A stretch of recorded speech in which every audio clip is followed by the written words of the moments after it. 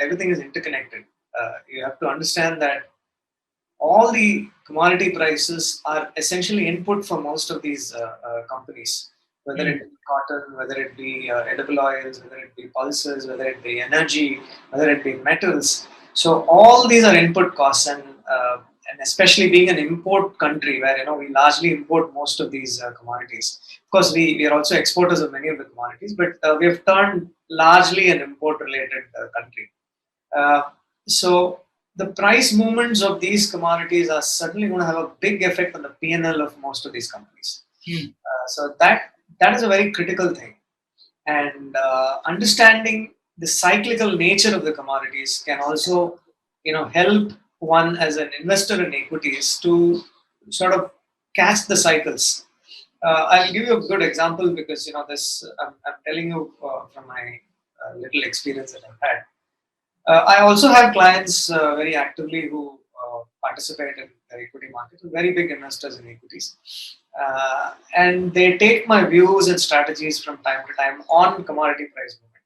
So this happened in 2016 or 17, I'm not sure, when the metal cycle was coming. I mean, the metal prices were at an all-time low.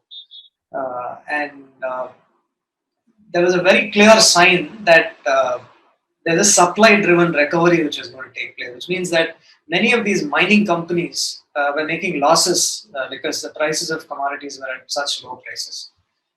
So I sounded out many of my clients saying that they're going to cut production, which means that prices of many of these commodities will rise, metal prices will rise. And immediately I think they went and bought specific stocks, which is, if my memory serves right, Vedanta, Hindustan Aluminium, and all those metal related stocks. And metal prices just went up by around 5 to 10%, but the share prices went up nearly 100% in some of the cases. So that only goes to prove that if the commodity prices rise a certain extent, that's enough to impact the balance sheet in a big way. So the prices of the shares can rise even much more than that. Which is why many of these punters, once they understand the commodity price movement, then they bet on the stocks rather than the actual commodities, because it tends to go rise much higher compared to the commodity itself.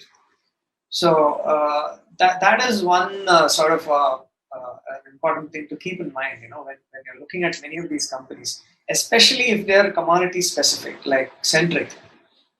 Because even if you're a producer of any commodities and you're exporting it out, you have to know how it is performing in the global space. That is also important. So tracking global commodity prices is a must now.